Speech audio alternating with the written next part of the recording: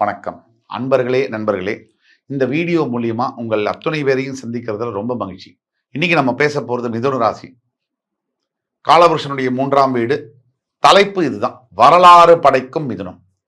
இந்த வீடியோ பார்க்கறதுக்கு முன்னாடி ஒரு 2 வரி சொல்லிக்கிறேன். இந்த வீடியோ பார்க்குறவங்க முழுசா பாருங்க. இந்த வீடியோ மிதுன ராசி அன்பர்கள் உங்களை டோட்டலா மாத்திடும். அதாவது வெற்றி பாதையில் எடுத்து சென்று உங்கள் வாழ்வை நல்ல வழியில் மாற்றி உங்களுக்கு மிகப்பெரிய நல்லதை நடத்தியே தீரும். இந்த வீடியோ உங்க ஃப்ரெண்ட்ஸ், ஃபேமிலிஸ் அண்ட் ரிலேட்டிவ்ஸ்க்கு ஃபார்வர்ட் பண்ணுங்க. யார் யார் மிதுன ராசி இருக்காங்களோ அவங்கள்ட்ட ஃபார்வர்ட் பண்ணுங்க. அதே மாதிரி லைக் பண்ணி, கமெண்ட் பண்ணி, மறக்காம சப்ஸ்கிரைப் பண்ணுங்க. இந்த வீடியோவை எல்லாத்தையோட முக்கியமானது, வரலாறு படைக்கும் மிதுன ராசி. வரலாறு மிதுன ராசி அஷ்டம சனியினால கடந்த 2.5 ஆண்டுகள் எல்லாமே முடிஞ்சு போச்சு. எல்லாமே தகராறு. இதுல வரலாறு எப்படி படைக்கும்? கண்டிப்பா தகராறு இருந்தாலே அதுவே ஒரு வரலாறு படைக்கும். அதாவது ஹார்ட் செக் பண்ணும்போது இசிஜி கிராஃப் என்பது மேல கீழேயா போயிட்டு வரும். மேல மட்டுமே போயிட்டு இருந்துச்சுன்னா, இல்ல கீழே மட்டுமே வரவும் முடியாது. பிளாட்டா இருந்துச்சுன்னா என்ன அர்த்தம்? ஆள் போயிட்டான்னு அர்த்தம்.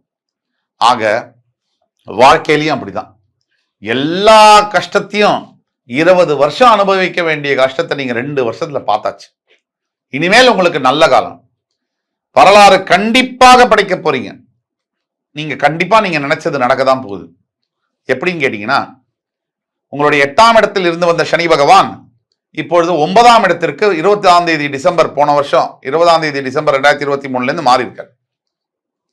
இனிமேல இருந்து உங்களுக்கு நல்ல காலம் வரதான் செய்யும். அதே மாதிரி உங்களுடைய 10ஆம் இடத்தில் இருக்கக்கூடிய ராகு, அதாவது உங்களுக்கு சகல விதமான நல்ல விஷயங்களையும் அவர் செய்யதான் போகிறார்.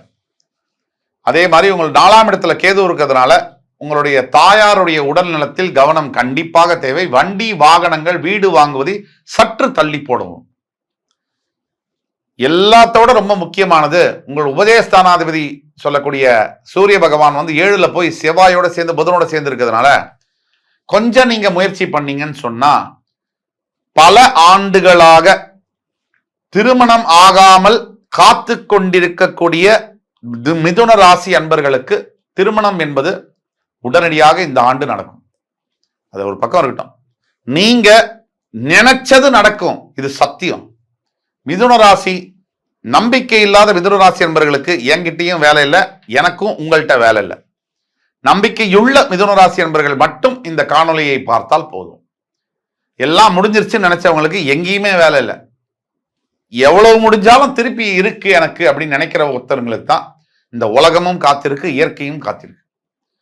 நீங்க மிகப்பெரிய அளவுல சாதனை படைக்க போகிறீர்கள். முதல் பாயிண்ட், திருமணம் ஆகாதவர்களுக்கு திருமணம் நடக்கும். 2வது, காதலித்துக் கொண்டிருக்கக்கூடிய மிதுன ராசி அன்பர்களுக்கு திருமணம் என்பது பாசிட்டிவா ஃபேமிலியே அரேஞ்ச் பண்ணி நல்லபடியா கல்யாணம் பண்ணி கொடுக்கக்கூடிய ஒரு சூழ்நிலை அமையும்.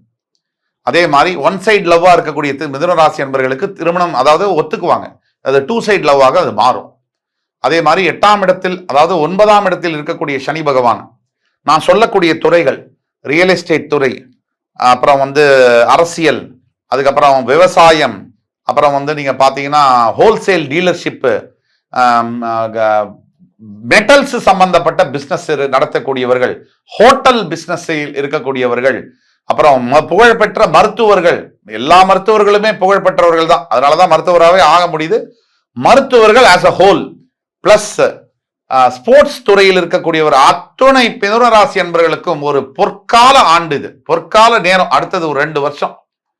அதே மாதிரி உங்களுடைய 11ஆம் வீட்டில் இருக்கக்கூடிய குரு பகவான் இருக்கும்போது கண்டிப்பாக நீங்க வேலை செய்யற இடத்துல சற்று மாற்றங்கள் இருக்கும்.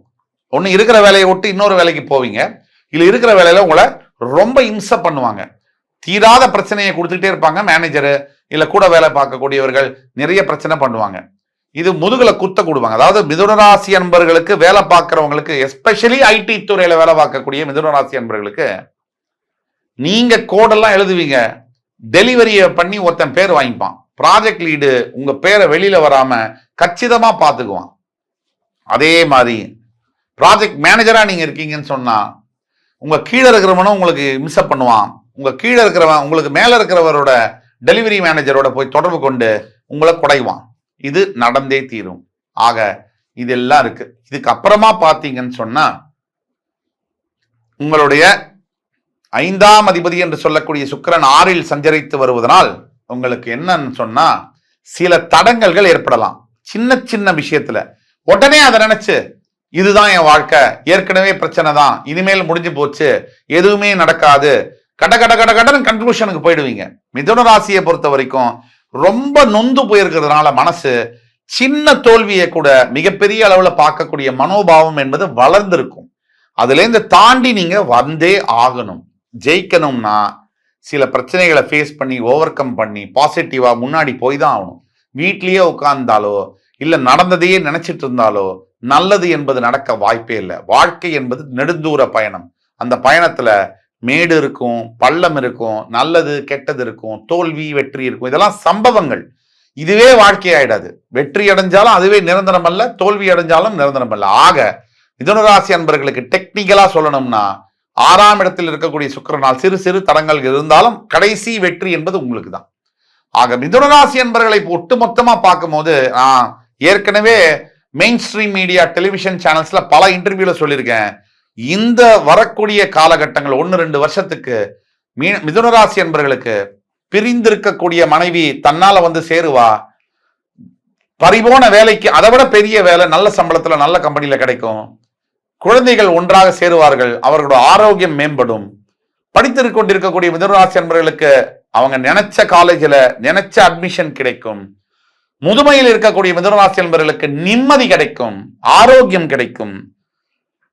அதாவது கடன் தொல்லையால் வறுத்து எடுக்கப்பட்ட மிதுனராசி அன்பர்களுக்கு எங்கிருந்தோ கடன் தொல்லை தீர்ந்து எந்த வழியிலேயோ நிம்மதி பிறக்கும், பணம் அதிகரிக்கும், பொருளாதார வரவு கூடும்.